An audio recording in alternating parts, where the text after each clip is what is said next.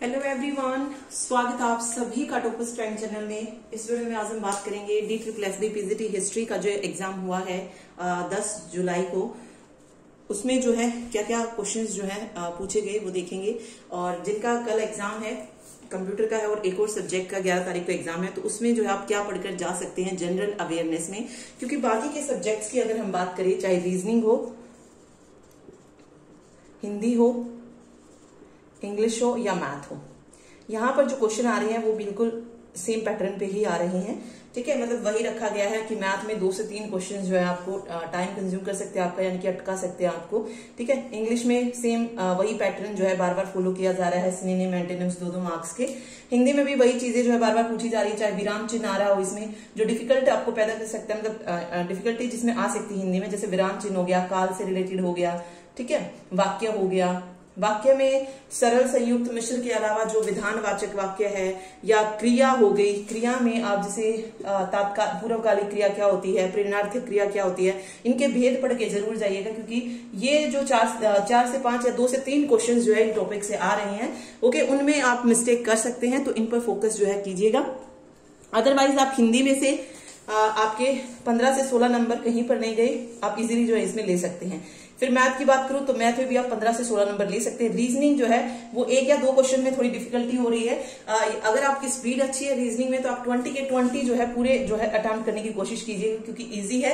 अगर आपको लग रहा है कि किसी लॉजिक में टाइम लग रहा है, निकलने में क्वेश्चन में थोड़ा टाइम लग रहा है, तो उसमें थोड़ा सा टाइम दीजिए और रीजनिंग को पूरा करने की कोशिश कीजिएगा। ओके, अदरवाइज आप इंग्लिश अगर आपको आती है तभी जो है आप एंटोनिम सिनोनिम कीजिएगा, अदरवाइज यहाँ पे तुक्का मत लगाइएगा, क्योंकि इंग्लिश में सबसे ज्यादा गलत होने के चांसेस होते हैं।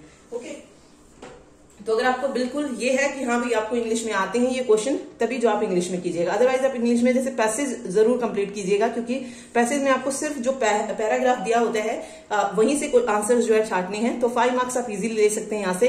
फिर 2 क्वेश्चन जो है जंबल सेंटेंस से पूछे जा रहे हैं, तो वहां से 2 क्वेश्चन आप कर सकते हैं, तो 7 मार्क्स ये हो जाएंगे। ओके, इसके अलावा 1 वर्ड भी जो है इजी ही आ रहा है और इडियम फ्रेज भी, तो इनको करने की कोशिश कीजिएगा। इसके अलावा मिस स्पेल्ड वर्ड पूछे जा रहे हैं, अगर वो आपको आते हैं, इजी लगते हैं आपको, तभी कीजिएगा, तुक्का मत लगाइएगा इंग्लिश में। ठीक है, तो यही सब्जेक्ट जो है, मतलब यही सारी चीजें जो है आज के एग्जाम में पूछी गई थी। और जनरल पेपर जो था इजी ही था, लेकिन जो सब्जेक्ट था वो बहुत मुश्किल आया था। ठीक है, सब्जेक्ट जो था वो मुश्किल था, डिफिकल्ट था। चलिए अभी हम जनरल अवेयरनेस की बात करते हैं कि जनरल अवेयरनेस में क्या क्या पूछा गया और जिनका आगे एग्जाम है।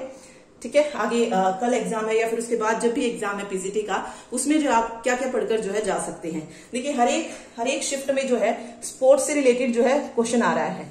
ठीक है, अब वो मतलब किसी भी स्पोर्ट्स से जो है पूछ रहे हैं। जैसे इस बार इस वाले पेपर में जो था मीरा चानू का वेट लिफ्टिंग से पूछा गया था कि वो किस मतलब कितने किलोग्राम का जो है वेट उठाती है, कुछ समथिंग ऐसा था मीरा चानू से रिलेटेड। तो मे बी 45 kg के उसमें है ये। ठीक है, तो ये था मीरा चानू का। एक क्वेश्चन जो बार बार 2 से 3 शिफ्टों में जो देखने को मिला वो है जिन 5 राज्यों में जो चुनाव हुए थे वहां से 5 राज्यों में चुनाव होने के बाद किस राज्य में कौन सा जो है मुख्यमंत्री बना है, एक क्वेश्चन ये पूछा गया था। तो अभी कोई हेमंत बिश्वा जो है मुख्यमंत्री बना है, तो उससे रिलेटेड भी जो था ये क्वेश्चन आया था। ठीक है, तो 5 राज्यों के जो है आप जो भी मुख्यमंत्री हैं उनको पढ़कर जाइएगा, किस राज्य में किस पार्टी की जीत हुई है ये आपको इसमें कवर करना है। ठीक है, स्पोर्ट्स से रिलेटेड जो भी ऑटोबायोग्राफी है वो आपको पढ़नी है। ठीक है, जो भी खिताब वगैरह जीते हैं जिसने भी, वो आप पढ़ के जाइएगा। इसके अलावा यहां से जो देखने को मिला था स्पोर्ट्स से वो था नियुक्ति से रिलेटेड। ठीक है, कि किस पद पर कौन है, तो आईसीसी बीसीसीआई इनके अध्यक्ष वगैरह पढ़ लीजिएगा।